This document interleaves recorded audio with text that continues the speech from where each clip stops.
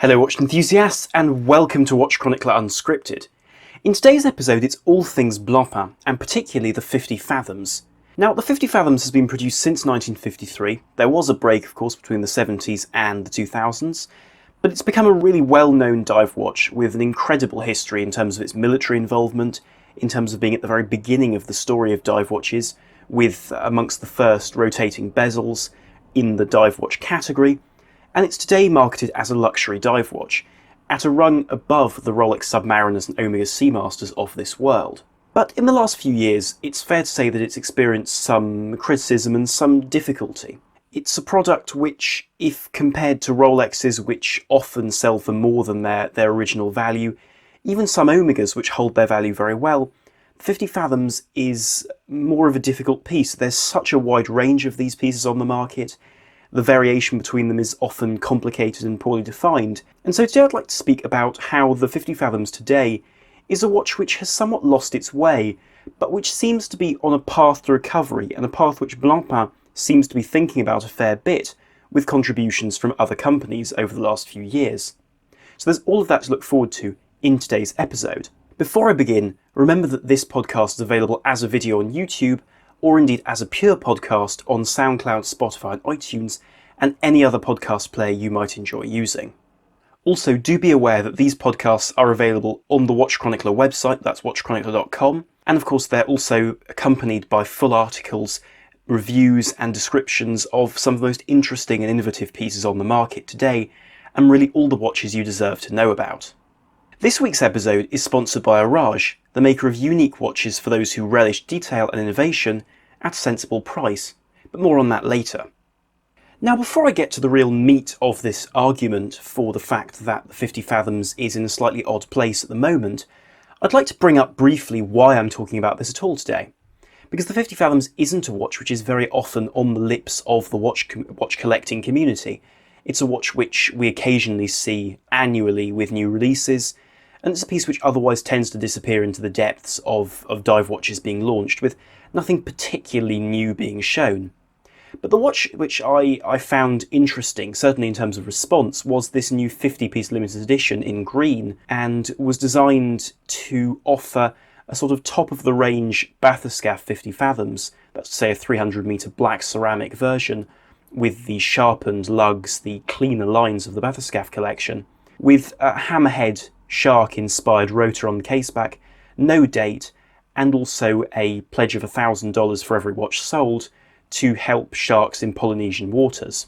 And whilst the price hasn't been officially announced in terms of being publicly displayed, it has been stated by Blancpain to be $15,500. And this is an enormous amount of money to spend on a brand new Blancpain, bearing in mind the fact there are so many in their range. And so this has raised a fair amount of discussion and debate. On the one hand, you have those who say that a watch of this sort of price is ridiculous, bearing in mind the fact that the 50 Fathoms isn't the hottest watch on the market.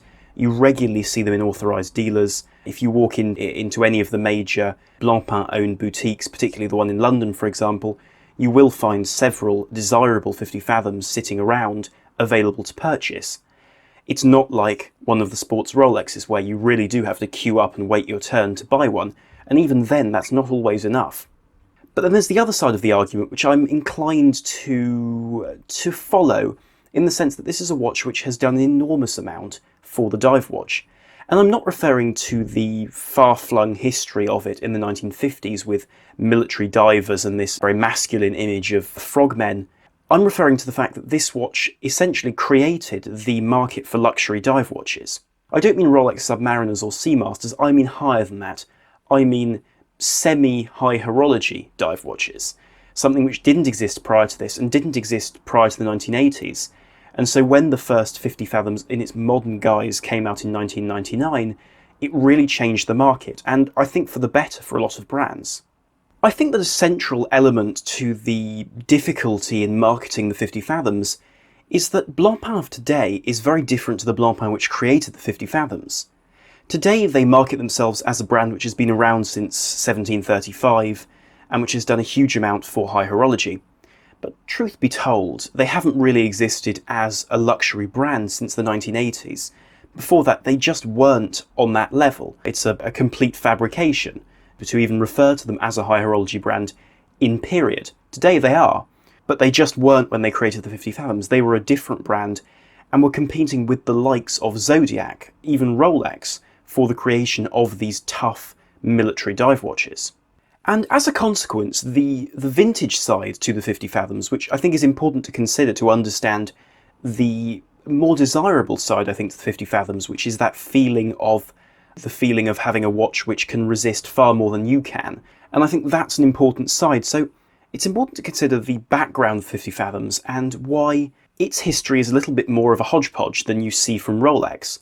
Rolex have defined models released year upon year, which you can piece together to create a very effective history. Blancpain, on the other hand, had a much more vague and varied history. For example, in their first year, there were both 42 and 41mm diameter versions with slightly different cases, and they were marketed as both Blancpain and Lib.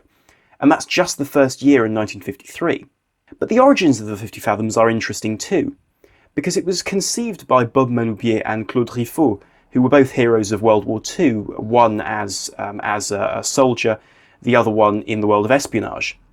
And they created an elite diving unit for the French Navy, which acted as a combination of intelligence gathering and sabotage.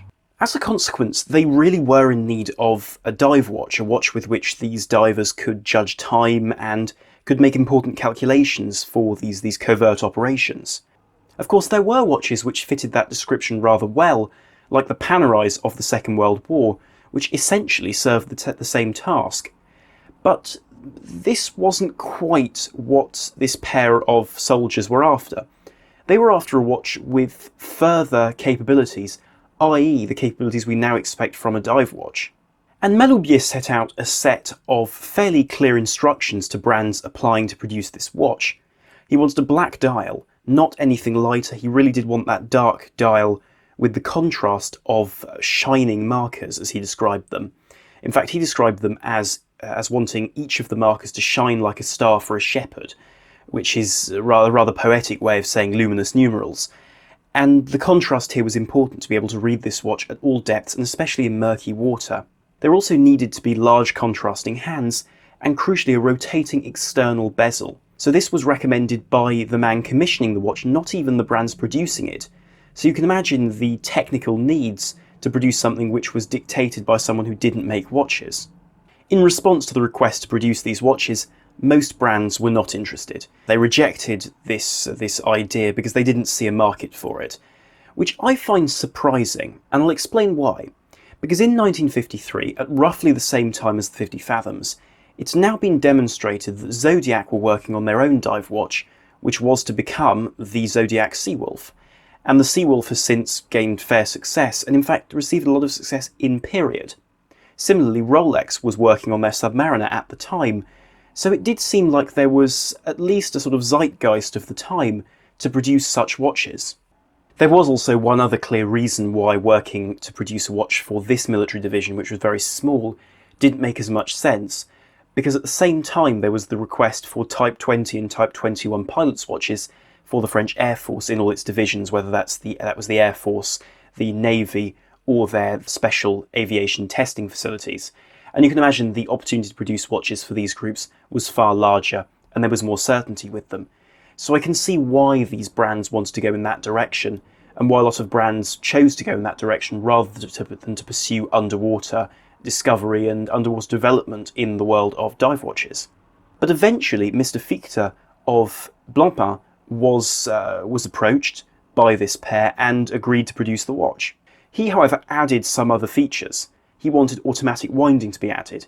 He thought these watches should be anti-magnetic, and also wanted to use double O-rings in the crown to avoid having to use the patented screw-down crown, which was patented in fact by Rolex, and which was still controlled by Rolex at the time.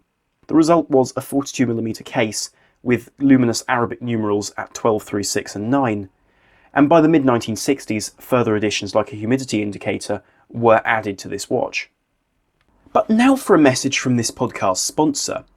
And the sponsor of this podcast is Horology, a brand which started with its own movement and created a brand around it. After 3 generations, their K1 automatic movement offers a groundbreaking silicon escapement, 65-hour power reserve, and the reliability of a truly tested movement. By taking an industrial approach to movement design, Horology have created a movement capable of widespread production with an unprecedented efficiency of production too. The result is a movement which not only offers modern componentry, but also modern design in a world of movements finding their roots in the 20th century. Modular by design, this movement additionally offers a large date, small seconds and power reserve built into the architecture, thus avoiding the addition of cumbersome modules. Despite its feature set, the K1 fits into smaller cases and retains a slender form factor. In truth, this is the movement which I see as a real contender for the best of the current flock of luxury automatic movements. And to learn more about Horology and the K1, head over to horology.com. Returning to the 50 Fathoms, after those initial days of the early versions of the 50 Fathoms, this watch was offered in a myriad of sizes and case styles, including 35, 37 and 41mm diameters, with dials varying enormously between civilian and military versions with very different executions. The most famous was probably the 1960 US Navy model, which was the first to use simple indices rather than the numerals seen on earlier watches. After this, there was yet more change with the Squale-cased Bundeswehr German Navy model, and of course the Barracuda variant with red dial accents. What I hope I'm conveying clearly is that these weren't luxury watches, but were instead often bespoke dive watches made for particular customers, and usually professional customers, something very, very different to what we see today.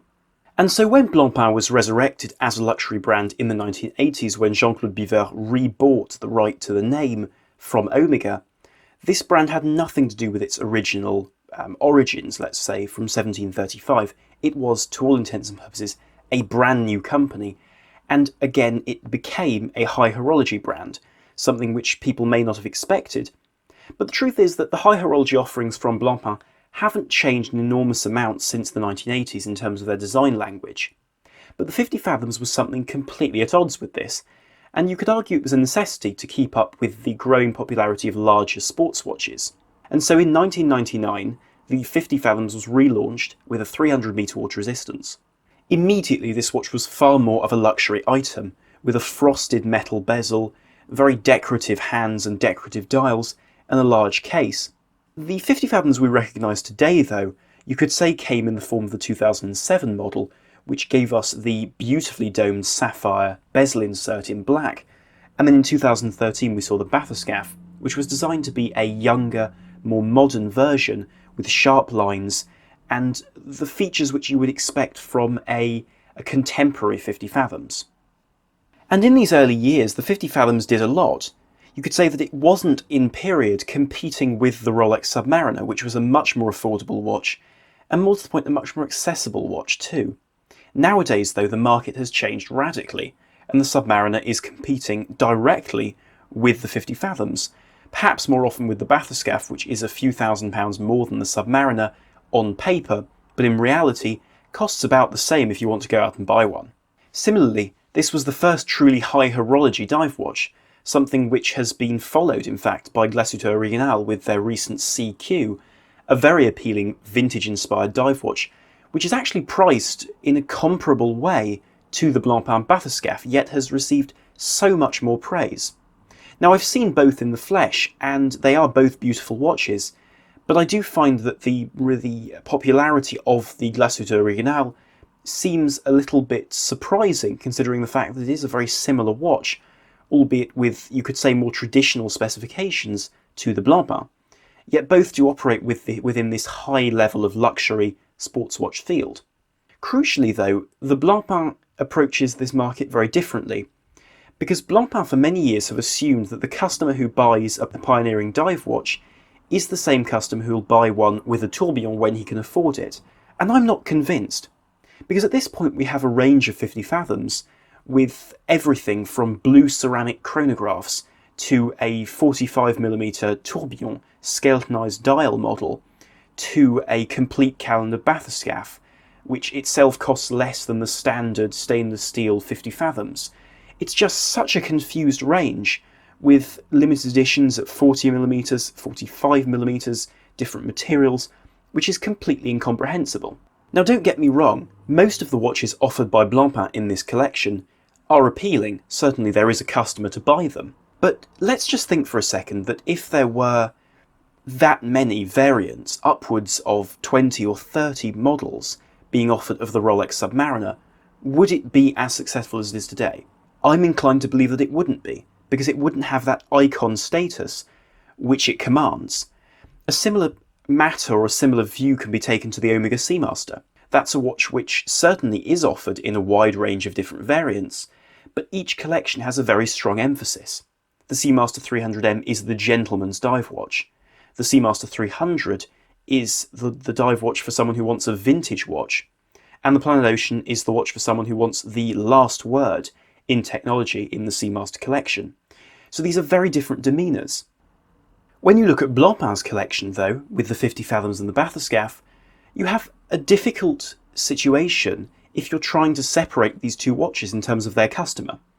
On paper, the Bathyscaphe is designed to appeal to a more sporting customer, let's say, with all the ceramic versions offered, the chronographs offered, and the sharper lines, but in truth it has very similar specifications to the normal 50 Fathoms. In fact, the 1300 series movements and 1100 series movements, which vary depending upon the particular model, seem to be put into these watches based upon their case size, not whether they're trying to be the more luxurious 50 Fathoms or the more sporty Bathyscaphe. Likewise, their water resistance is comparable, their legibility is comparable, and their fit on the wrist is comparable. Both come in large versions and slightly smaller ones. So here it's very difficult to differentiate what Blancpain is actually trying to do with this collection. This confusion becomes all the more apparent when you look at their advertising. They are advertising enormous amounts of work towards conservation. There were events hosted in London last year about this very subject. They've sponsored films, they've sponsored research, yet none of their dive watches are what you could say a tough professional dive watch, which is the sort of thing which would be worn by a diver working on these projects. Instead, you have a set of very luxurious dive watches, but with advertising which speaks of exploits like the aforementioned diving and history, which don't really apply. In truth, I think the best examples of these watches are the limited editions, because they're able to go the whole hog, let's say, in the directions of their advertising. A good example would be the Ocean Commitment 3, a stunning blue version of their 50 Fathoms, which really captures the sea, the essence, the diving, which should be at the heart of this collection. Likewise, the Barracuda, for example, captures their history in a 40mm case, in beautiful stainless steel and with stunning dial accents. And then you come to the editions which were co-designed with Hodinkee and Revolution, respectively, which have a very classical style, whether they have the date or not, and have really been marketed carefully towards the sort of customer which Blancpain should be trying to attract, the reasonably wealthy individual who wants an element of history, but also the very highest quality which Blancpain have demonstrated time and time again they can offer in their high horology pieces. But what do you think? The 50 Fathoms is without a doubt one of the most iconic and also in any form beautiful dive watches produced. These are stunning examples of watchmaking, and in any format they are to be appreciated. But I do feel that there is this disconnect between Blancpain and its customers in a way which Rolex and Omega just don't. They have an understanding of who their customer is and what they're marketing, whereas in recent years it seems as though Blancpain have somewhat gone off the boil. But I'll be very curious to hear what you have to say about this in the comment section below. And if you enjoyed this video and podcast, then do like, share and subscribe on YouTube, and like or follow us on whichever platform you happen to be listening to us, because this podcast is published every week with a new and interesting subject for you to enjoy. So thank you very much for listening. This is Armon from WatchChronicler.com, out.